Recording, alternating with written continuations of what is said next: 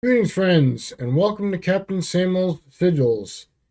It is a pouring rain day and cold outside, so I thought it might be a fun day to show off some of the books that have influenced my writing.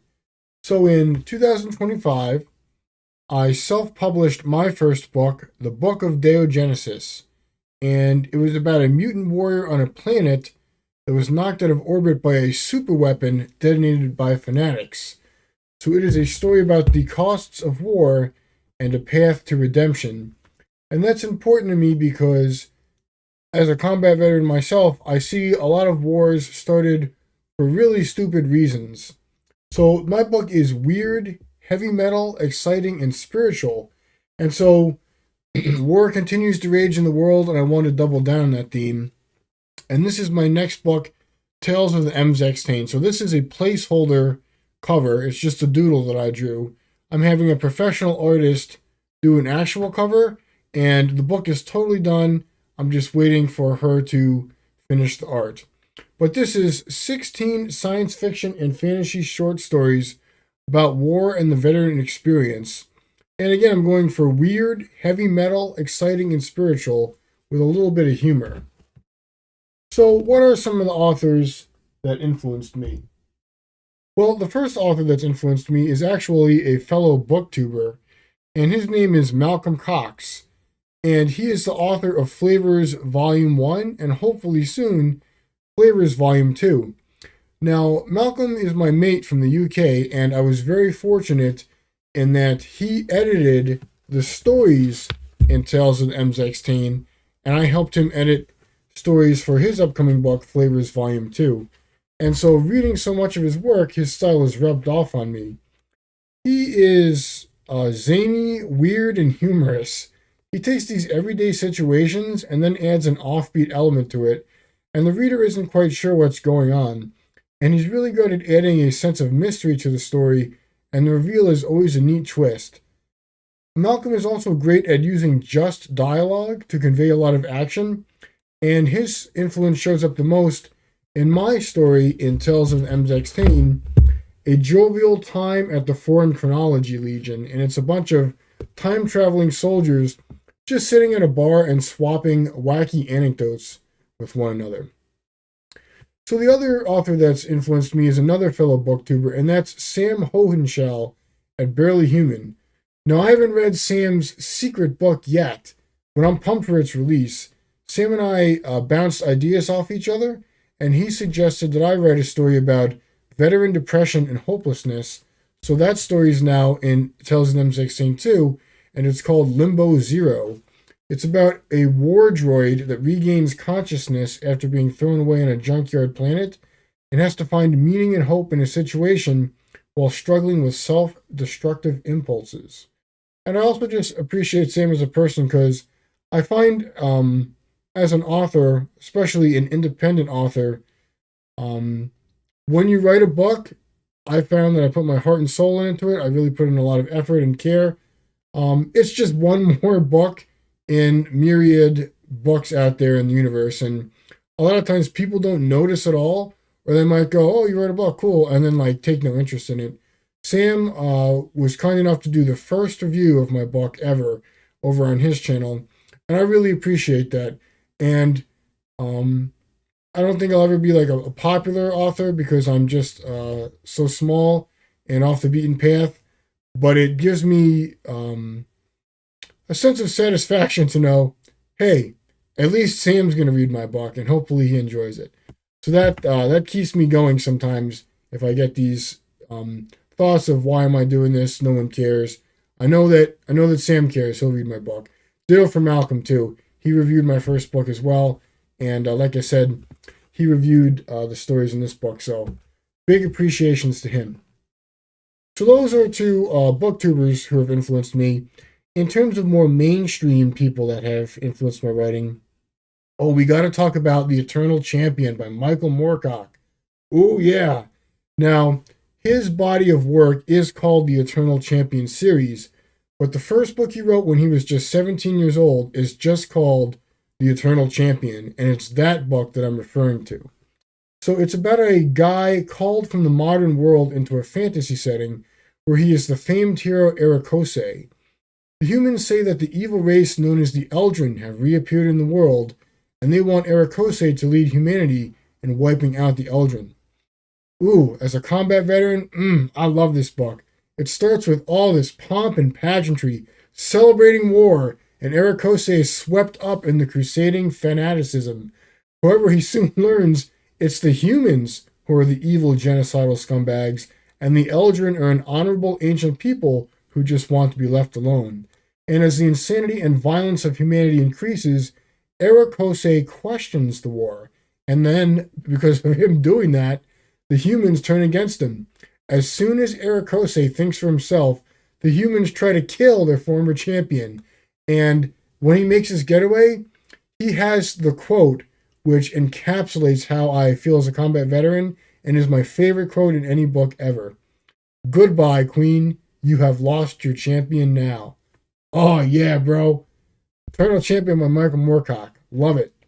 So his influence shows up in all my stories, but in particularly my first book, the Book of Deogenesis, where the mutant hero returns triumphant to get a harsh lesson in ingratitude. So the next authors that have influenced me are the Baroque, heavy metal language and settings of Clark Ashton Smith and M. John Harrison. So for Clark Ashton Smith, I've read all his Azathique, and I'm about halfway through Interplanetaries.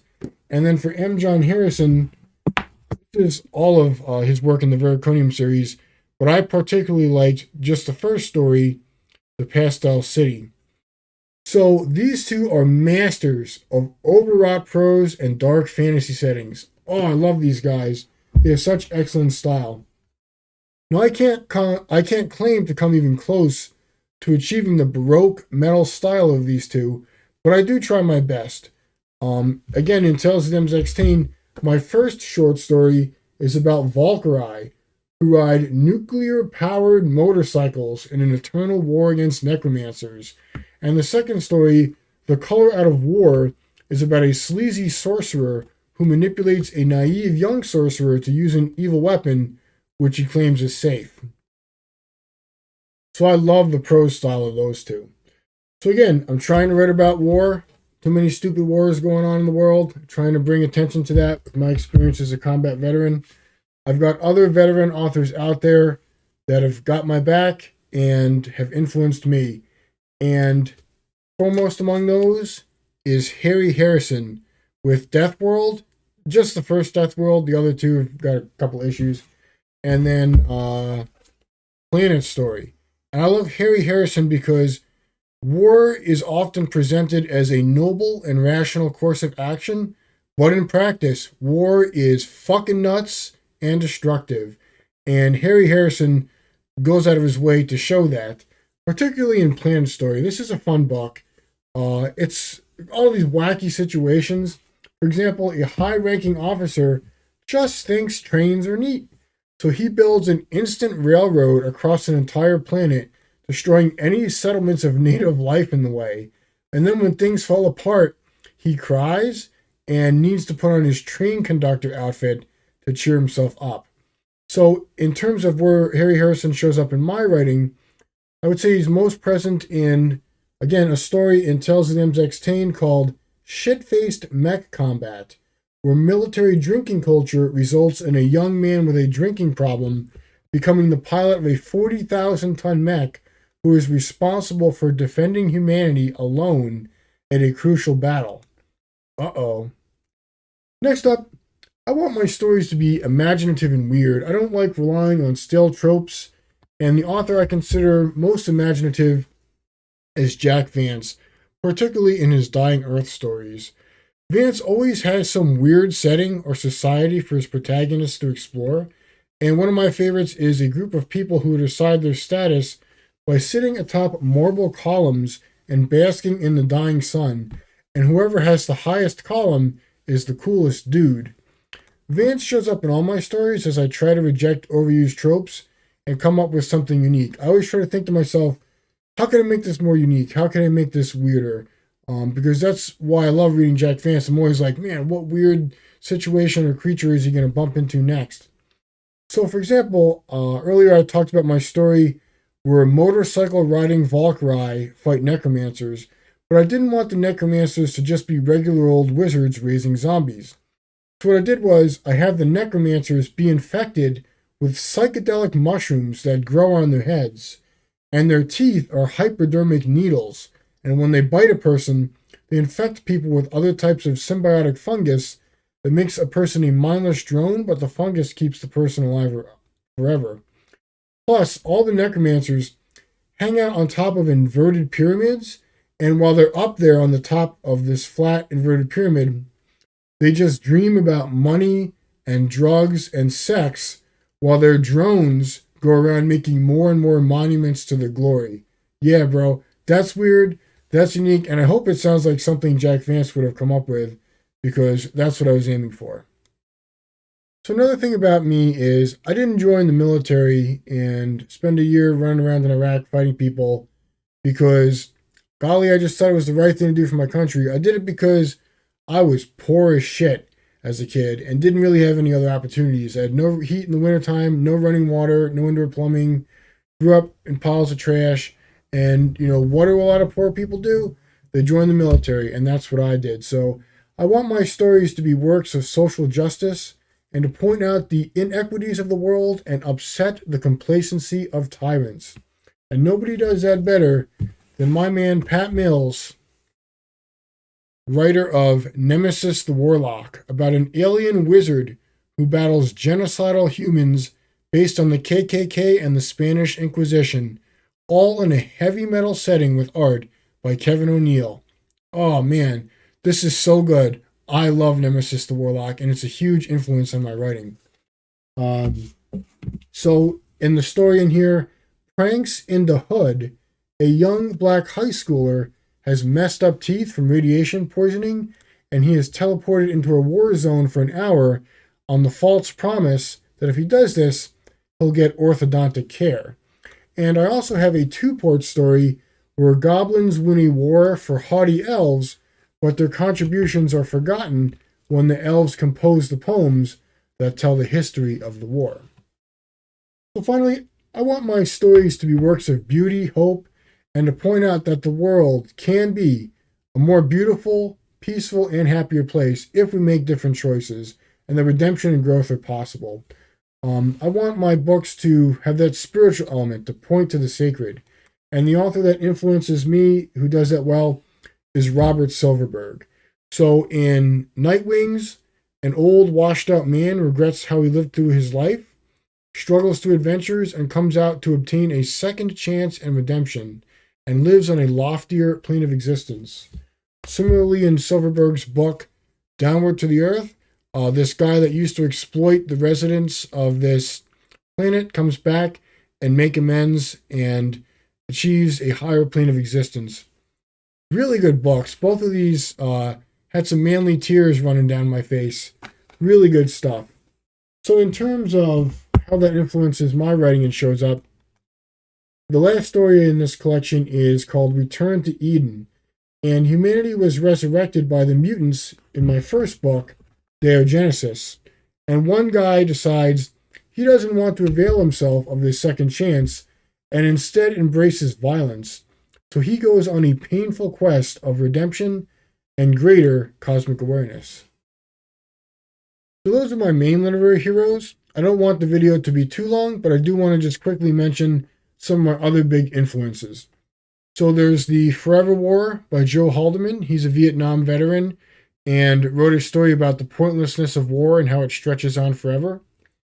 There's All Quiet on the Western Front and the Road Back by Eric Maria Remarque, who is a World War I veteran and wrote about that experience and just the fucking brutal costs of World War I and war in general. Jesus Christ, that was a hell of a conflict. Everything Ever Written by Vincent King. This is Candyman, my favorite of his. But Vincent King is so imaginative and so surreal. And I love Vincent King. And also, nobody's really heard of me as an author. Nobody's really heard of Vincent King either. So I feel some kinship with the guy. Love his work. Then we've got The Mysterious Tale of Redemption, The Book of the New Sun by Gene Wolfe. And then, of course, The Conan Stories by Robert E. Howard. I love the imagination of these, and I love how they are fast-paced and focused on action. Then you've got the wacky, acerbic political commentary of The Iron Dream by Norman Spinrad. Man, I love that book. That book says a lot. And then there's Jesus on Mars by Philip Jose Farmer, which explores religion and faith in kind of a wacky setting. Stephen Barnes writes a good action tale that also has some humanity and heart. And Stephen Barnes and his wife, Tanana Reeve Dew, also have a YouTube show called Life Writing, which gives advice to upcoming independent authors. So I watch that sometimes and I found it pretty useful. Then there is Judge Dredd by John Wagner. I love the political commentary and the humor in this, plus the imagination. And I will always say, the people have the right to boring. Then there is the 2000 AD Future Shocks. There's a number of Future Shock writers in here that are quite good. Alan Moore, of course, is a standout writer for his imagination, and he often takes war and violence to task. So he's a hero of mine. Then we've got Nnedi Okorafor. She's a Nigerian American author who wrote Shadow Speaker and Zara the Windseeker, and I like these books because they are a unique, imaginative setting while also addressing the consequences of violence and the consequences of having a closed mind and moving past those kind of limited worldviews. Quite a lot of those two books. Then there is Where the Mountain Meets the Moon by Grace Lin. That's another book that always gets a tear from me, a manly tear, of course. And those are really well done human stories set in an Asian setting. Then you've got The Heavy Metal Imagination of the Dark World by Henry Kuttner. And, of course, the work of his wife, C.L. Moore, with Jirel of Joiry and Northwest of Earth. I love her prose. It reminds me of Clark Ashton Smith and M. John Harrison, and really imaginative stories, too. So finally, everybody loves Roger Zelazny and Philip K. Dick. No, I like those guys okay. I'm not as high on them as most people are, but I've read some stuff by them and liked it all right. Execution, I feel, is like a little sloppy and disorganized, but it's the imagination of them that I've really enjoyed. And so Clans of the Alphane Moon was a fun and wacky read by Philip K. Dick, and I really loved, I have no complaints about this book at all, Roger Zelazny's Damnation Alley. This was a fun post-apocalyptic motorcade crusade across destroyed central United States so that the protagonist, Hal Tanner, could pick up cartons of cigarettes and bring them back to the West Coast. This was a fun read. So there you go. Those are all of my author influences. Check them out. I think those guys and gals are excellent. If you like them, please consider checking out my books too, because these are the people that form and shape my work. So again, my first novella, The Book of Deogenesis, and the upcoming Tales of the M16. It's 16 short science fiction and fantasy stories about war and the veteran experience. And again, this is just a placeholder cover. I'm having an actual artist do a beautiful coffee and watercolor painting of one of the scenes from the book, and it's gonna look good. I don't know if you noticed, but my thumbnails aren't quite the best, and so my art skills aren't the best. So we're gonna have a pro do this. This is just a placeholder. So I'm not claiming to be as good of it as any of these folks, but they are the people that inspire me, and getting as close to their work, plus adding my own personality and spin to things, is my goal here in what I'm creating. So thank you for watching that whole video. I really appreciate everybody that views my videos and comments. It means a lot to me, and I get a lot out of it. So thanks. Hope you're all doing well.